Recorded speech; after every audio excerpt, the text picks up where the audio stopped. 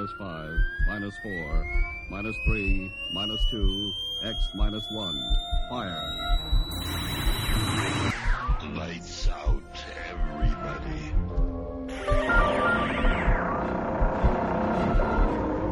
The creaking door. Dimension X. Inner Sanctum Mystery. X minus 1. Dark fantasy.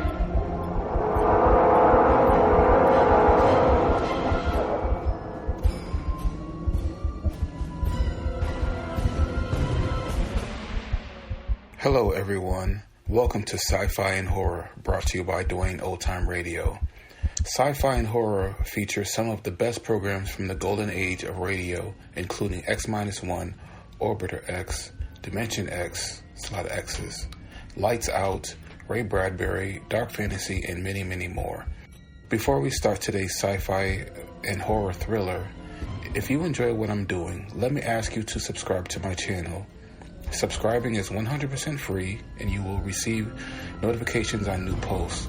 Lastly, if you have a moment, please write a short 1 or 2 sentence review or give a rating on your preferred podcast service. A positive review or rating would help me out a lot. And now, on to the show. And again, thank you for your support. Hope you enjoy. This week we welcome a new series to the podcast. This series is titled Adventures and Research. It was hosted by Paul Shannon and ran from 1942 to the mid-1950s. The program highlighted true stories about real researchers and inventors throughout the world of science. Each program ran about 15 minutes. Today we will listen to episodes 1 and 2. Episode 1 is titled Piece of Silk, and that episode aired February 2nd, 1943. And second is Fight Against Fire. That episode aired February 9th, 1943.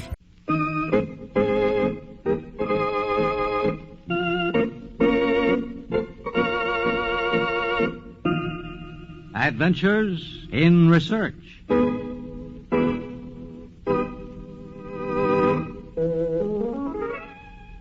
Did you ever have one of those unpleasant nightmares in which you dream you're falling through space, hurtling earthward with nothing to stop you, and then wake up with welcome relief?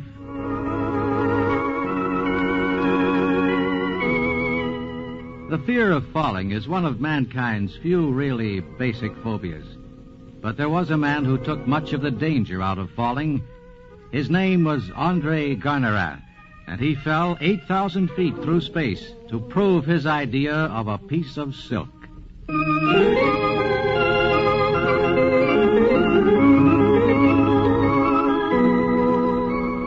This is Paul Shannon bringing you another transcribed story of science produced as a public service in cooperation with the Westinghouse Research Laboratories. And today telling you the story of André-Jacques Garneri, the man who perfected the first parachute. The idea first came to him in his physician's office in the late 1700s. There, Andre. That should do it. If you're careful about not putting your weight on your ankle for a while. It feels much better, Doctor. How long do you think it will take my ankle to mend? Oh, now, not so fast, Andre. You have a nasty sprain there, and I suggest you keep to the ground for quite a while. But, Doctor, I intend to make a balloon ascension. Aha, as I suspected. You and those insane balloons. That's how you sprained your ankle in the first place. It was no one's fault but my own. If we had gotten rid of the ballast more quickly, we wouldn't have landed with such a jar. Ah, Andre, every time physicians find a new way to keep a man alive, man invents some new way to kill himself. If you had ever been up in a balloon, Doctor, you'd realize the wonder of it. You'd see why I feel so strongly about... Hey, now there's a thought. Why don't you take an ascent with me? The next time... Oh! Aha! What did I tell you about keeping the weight off that ankle? Thank you for the invitation, my friend, but I am not foolish enough to risk my neck. I have a higher regard for my life, not like some doctors I could mention. Who is that? Oh, that fool, Lenormand. Have you heard of him? Lenormand? Dr. Lenormand? No, I do not believe. Well, I went to medical school with him. Even then, he was a dreamer. I thought he would outgrow it, but like yourself, he seems to want to risk his neck in some foolhardy adventure. He is a balloonist? Oh, no. He is inventing a method for saving lives in a fire. Oh, a worthy purpose, I grant you, but the way Lenormand is going about it, letting his practice wither while he experiments around with this idiotic idea. Just what is this idea? Well, as he explains it to me, it is a way of rescuing people from the upper stories of a burning building. He told me, as sane as you please, that he is devising a parasol of some kind, so people can leap to earth without injury. A parasol? Well, a special kind of parasol, to hear him tell it. A piece of cloth which would be shaped like a cone upside down. Huh? The air would fill out this cone and hold the cloth aloft, so the descent to the ground would be gradual. Mind you now, I am only saying what Lenormand told me. The air would fill out the cloth and keep the person suspended beneath it so he wouldn't be dashed to the ground. Oh. Well, as I say, it is one thing to talk of such foolishness and another thing to try it. Try it? Does it work? Well, that is what Lenormand intends to find out.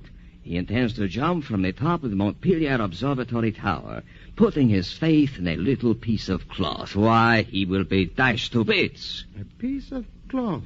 It just might work. I must see Dr. Lenormand at once. Well, I hope you can talk him out of it, André. Talk him out of it? Why, it's the most amazing thing I've ever heard of. Talk him out of it. I will use this idea in ballooning.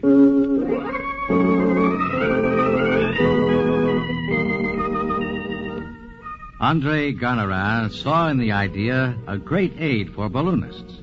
He was there in the crowd when Dr. Lenormand took his amazing leap from the observatory roof with a piece of oiled silk 14 feet in diameter well strapped to his person. He jumped.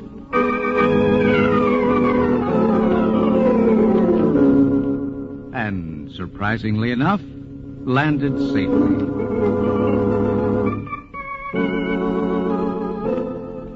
Nothing came of the idea as a fire-saving apparatus, but the remarkable leap gave more fuel to the idea in Garnerin's mind. A device somewhat like it to save balloonists.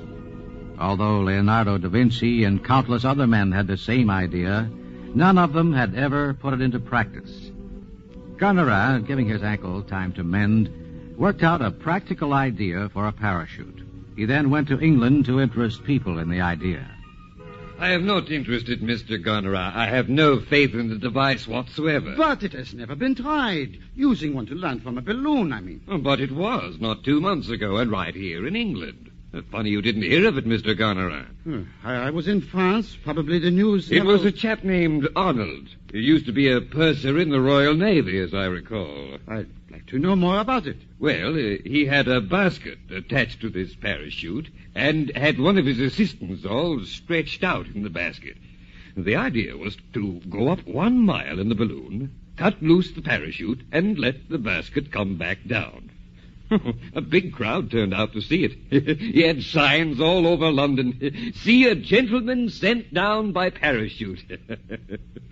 Well, sir, they failed to get the balloon off the ground before the assistant got pitched out of the basket. The wires let go, and there the balloon went sailing up through the air, and the parachute and the basket was left below. Mr. Arnold went up with the balloon and got pitched out in the Thames River. I figure that's the way it was meant. People and parachutes should stay on the ground.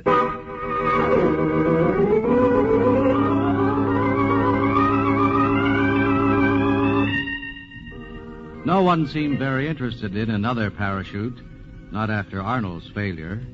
But André Garneri was determined and went ahead with his plans. Pardon, you are Mr. Glogette, the tailor? I am. What can I do for you, sir? A new suit, perhaps? No suit. I'm interested in silk. Silk. The gentleman wants the shirt. No. You're wise to come to Glogette, sir. You're from France, I see, eh? You'll not find anywhere in your country such a tailor as myself. But... Now, if I can ascertain the size... I want you will... 870 square feet of silk. Yes, sir, 870... What? 870 square feet? It is not for a shirt. I want you to sew a parachute. But I never... Well, I mean, what is it? You have to do it exactly as I say. You will be well paid for your pains. Now, first I will need 870 square feet of silk. Now, this is to be cut according to...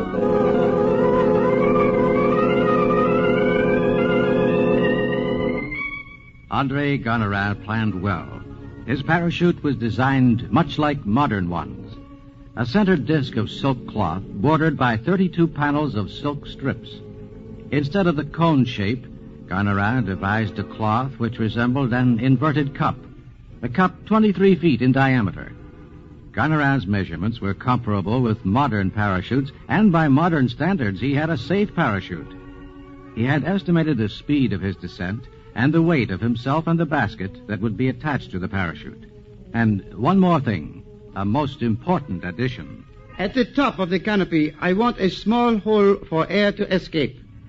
Later, André changed his plans and closed that opening so he could attach the chute to the bottom of the balloon. But remember that small opening he had planned. It would have been better had Garneri kept to this original idea, but it's too late now. He's ready for the ascent from Volunteer Ground, London. The year is 1802. A large crowd has gathered to watch this breathtaking spectacle of a man purposely hurtling himself to earth with nothing between him and his reward but a thin wisp of silk. That's what the blue's going to do. Going to let himself out of the balloon. Yeah, I wouldn't trust my life to a piece of cloth, mind you. Not while I have all my senses, I wouldn't. Watch now. Any minute the balloon will go up. He'll start as soon as they get that fool parachute put on the bottom of it. There we go. That's the parachute hanging down from the bottom of the balloon. Now, you see it? You see it? We'd better say a prayer for the poor blighter. As André Garneri sails toward the clouds, the crowd seems to grow quiet. From the balloon, André can see the vast meadows and open spaces ranging below him. He fingers the cord that connects the parachute with the balloon itself. He is up to 8,000 feet now. He takes a knife and cuts the cord that keeps the parachute aloft. Here he comes! The balloon rises sharply when freed from its load, and Garneri begins to plummet earthward. Then the parachute billows out, and his fall is checked. Now, the fall becomes gradual. And then a most unpleasant thing begins to happen. The basket in which Garneri is riding begins to swing back and forth, back and forth. At times, the basket swings so high as to be almost level with the top of the chute. Garneri swings to and fro like a human pendulum in the sky. Look at him swing! Oh, he'll be pitched right out of the basket. Mommy, he's swinging like a hammock. Garneri is almost unconscious from the severe oscillation of the parachute. The chute side slips rapidly toward the earth. But Garneri has presence of mind enough to throw ballast out of his pockets. This checks his descent somewhat, but he is still falling to earth at the rate of 20 feet per second. If he lands when it swings like that, he'll be smashed to bits, he will. The swinging of the parachute is now lessened as Garneri comes close to earth after dropping 8,000 feet through space. He is ill and wobbly from the dizzy swinging, but he lands safely. Here he is! Here he is! Come on, men! Come on! Easy alive. Bless you, Garneri, bless you. Get me out of this cloth. Hey, come on, men! Come on! Get this cloth off him or he'll suffocate under it. There we are. You did it, André. Let me shake your hand. Oh, please.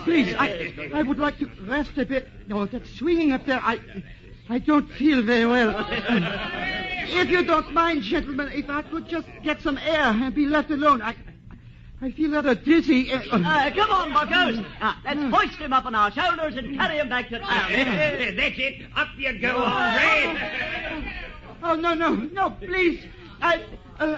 Oh, dear.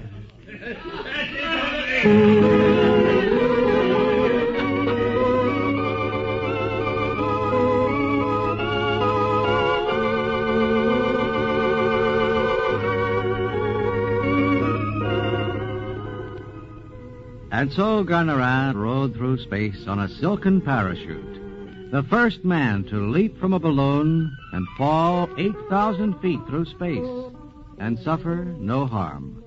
The swinging of the parachute was caused mainly by the lack of an air vent to let the excess air escape through the top of the chute. Oddly enough, it was an idea which Garneri had abandoned and which nearly cost him his life. But the air vent was soon restored, and man, having conquered the skies, now conquered the journey back to Earth. Thanks to André-Jacques Garneri, who rode through space on a piece of silk in his adventure in research.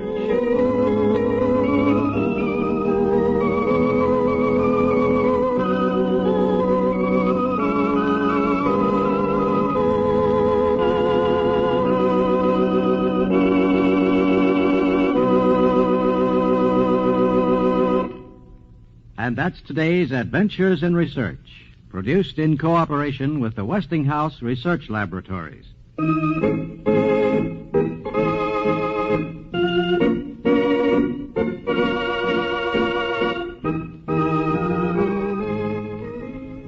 These programs are broadcast to Armed Forces personnel overseas through the facilities of the Armed Forces Radio Service.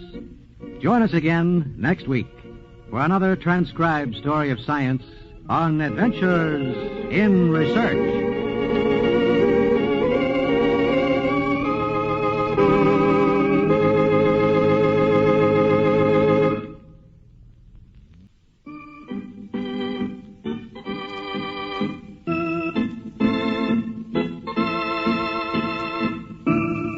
Adventures in Research.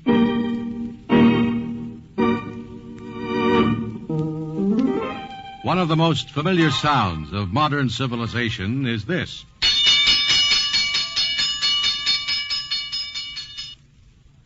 But the signal warning of a fire did not always sound like that. Originally, the fire alarm sounded down the streets like this.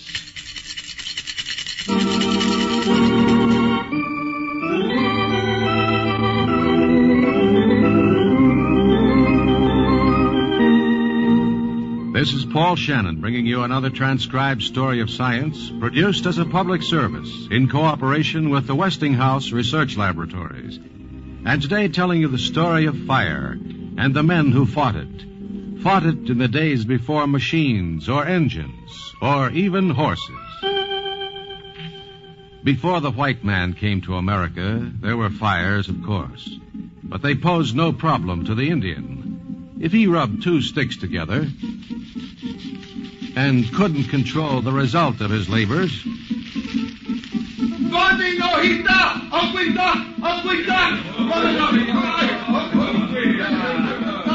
the village merely picked up its portable dwellings and fled the fires to a greener part of the land.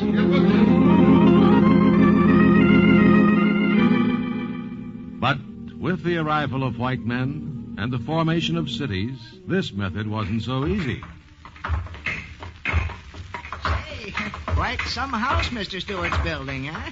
Yeah, no doubt about it. It's going to be the biggest house in all New Amsterdam. Yeah? My, look at the work they're putting into it. Yes, and he took a lot of lumber, all right. Well, one thing we got here is trees aplenty. Yes, indeed. A couple trees alone went into that chimney. Yep, as nice a wood chimney as you'll see in the whole town. And a nice thatched roof. Yeah, Mr. Stewart's going to be mighty comfortable with a nice house like that.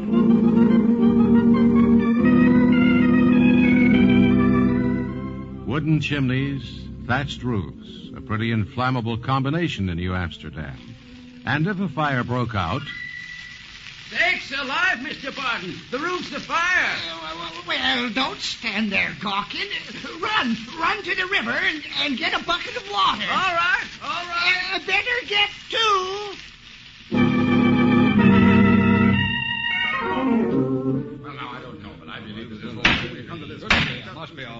Look out, council will please come to order. We cannot have this constant bickering.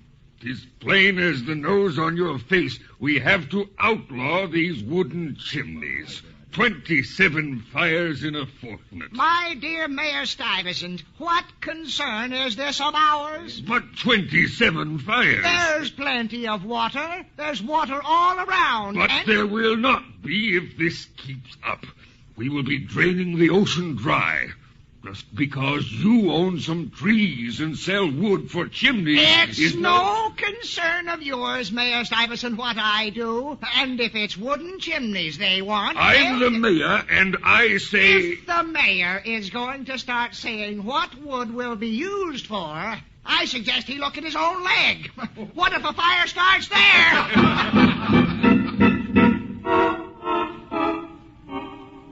But Mayor Stuyvesant, wooden leg and all, had his way. Not only a ban on wooden chimneys, but... I hereby appoint Mr. Barden, Mr. Gorman, Mr. Bachfelt, and Mr. Dunderflag as watchful fire wardens. They will see that the ban on wooden chimneys is enforced and will be empowered to inspect all hearths and firesides to see that no flames endanger dwellings. Get out of here! I won't have you rummaging around my house. Now, you look here. I'm a watchful fire warden. I don't care what you are. You won't be coming around my house again, or I'll set the dogs on you. But I'm supposed to...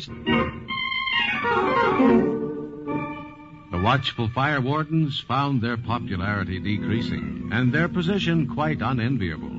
So nothing was done about fires until one winter night in 1657, when a log rolled out of a fireplace. In the most fashionable home in the colony, the rugs were afire, the draperies aflame. Look! Baxter's house is afire! Don't stand there staring. Get a bucket! A bucket! The bucket! Somebody fetch a bucket! You got no buckets, Mr. Baxter? Oh, I can't find one. I don't know what the servant did with them. Hasn't anybody got a bucket? Seem to be right scarce. Anybody got a bucket?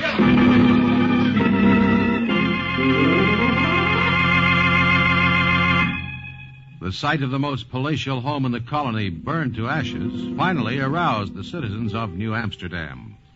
Each home shall be taxed 1 beaver or 8 guilders for the purpose of providing hooks and ladders and 250 leather fire buckets. Here you are, gentlemen, the finest leather buckets we cobblers can make. Good. There'll be 50 of them at Daniel's Inn, and 5 at Mr. Baxter's home, 5 at Mr. Gruller's. Oh, yes, 50 of them at City Hall. All right, now, boys, each of us in town will take his turn patrolling the streets for an hour. Now, an hour isn't much time, and if you so much as see a spark, you immediately shake the rattle like this.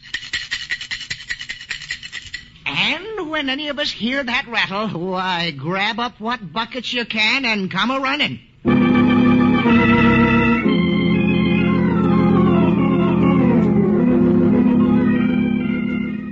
When New Amsterdam became New York, there were changes in firefighting also. The rattles and the buckets were still maintained, but every household was compelled by law to own a bucket. When the fire was sighted and the rattle sounded, each citizen ran to the window and threw the fire bucket out into the street. Members of the guards gathered them up and hurried off to the blaze. The men and women formed 2 lines between the fire and the nearest well, with one line passing along the full buckets and another returning the empty.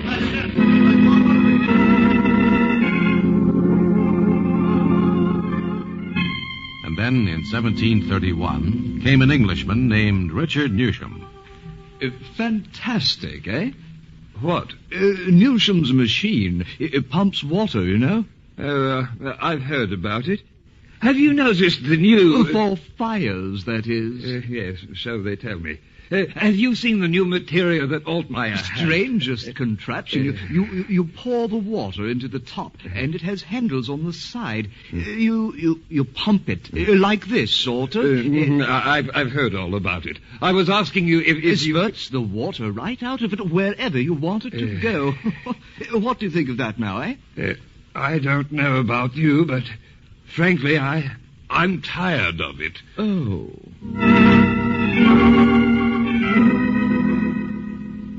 Two of Newsham's machines were brought to America and were soon given an opportunity to prove themselves.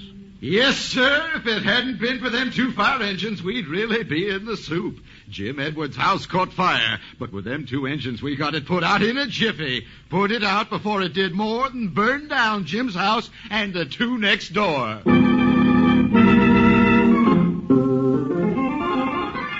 With fire engines like these, companies were formed. Volunteer societies that popped up all over New York. And when the fire bell sounded,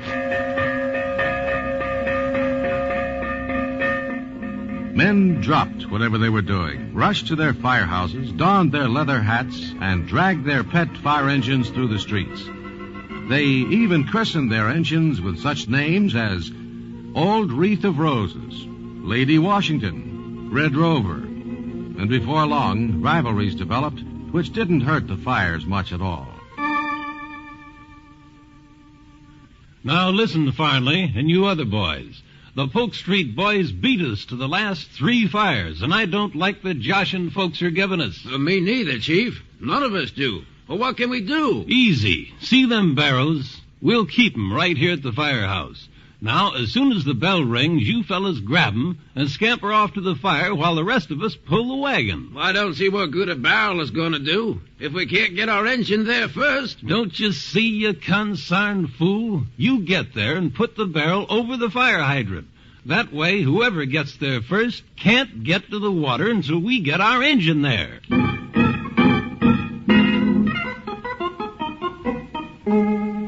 Unfortunately, the fires didn't wait till the fistfight subsided. And while many fire companies turned to horsepower to pull the heavy engines, more than a few volunteer laddies of the old days refused to give up the honor of pulling them by manpower. But scientific progress did not wait on personal honor or sentiment. Early in the 19th century, steam was used to operate a fire pump, and vehicles were built with both pump and boiler mounted on a wagon. By the time of the Great Chicago Fire, most of the companies used steam fire engines.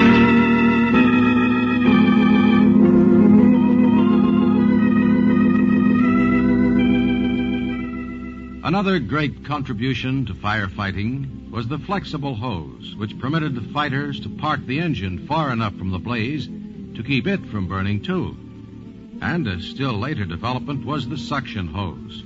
With motorized fire engines, science progressed even further and developed new methods of pumping. The rotary-type gear is a positive action pump which will draw water from a depth of 20 to 25 feet without being primed. Another type, the centrifugal pump, is also used. And piston pumps are very satisfactory under some conditions. But firefighters worked with more than water. From the chemistry laboratories come new methods. Where water is scarce, soda acid engines can be used. Now, these are vessels with a solution of bicarbonate of soda dissolved in water, along with a separate cylinder of sulfuric acid. The sulfuric acid is discharged into the bicarbonate of soda solution.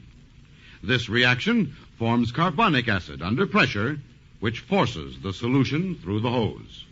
And foam chemical engines, which operate much as the soda acid engines, except that the acid ingredient is a solution of aluminum sulfate dissolved in water. To this, a stabilizing solution is added to make the bubbles and foam tougher. Now, this foam adheres to any burning surface, even on a vertical wall or to a ceiling. Also, it can float on any inflammable liquid.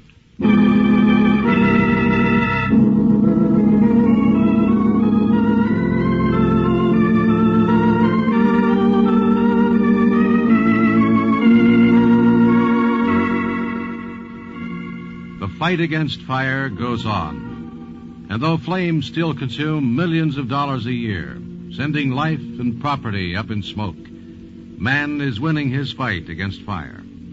And he is doing it because scientific principles and techniques have replaced the crude firefighting methods of early America to make a never-ending adventure in research.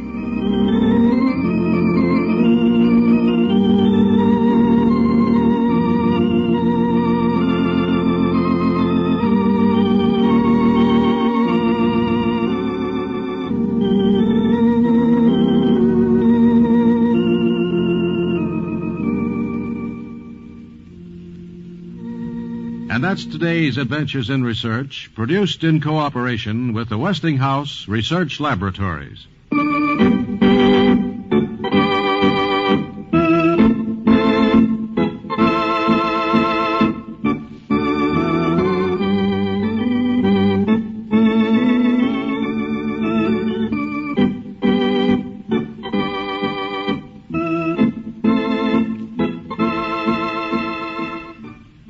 These programs are broadcast to Armed Forces personnel overseas through the facilities of the Armed Forces Radio Service.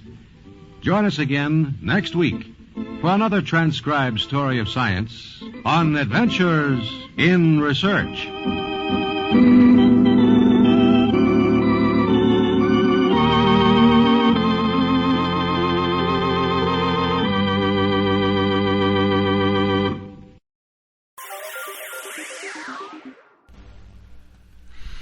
Thank you for listening. If you enjoy what I'm doing, I ask you to please subscribe to my channel or channels.